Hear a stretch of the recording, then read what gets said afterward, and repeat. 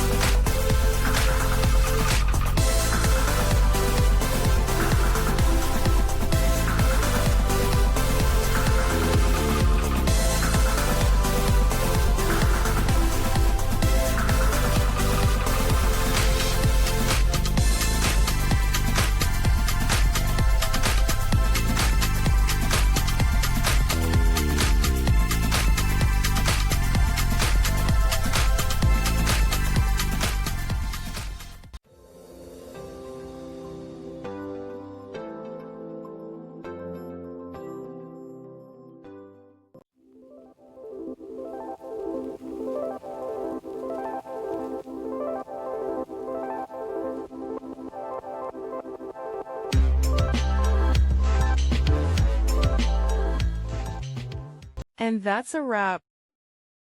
I hope you found the answer you were looking for. If you did, take a second to hit that subscribe button. It really helps out.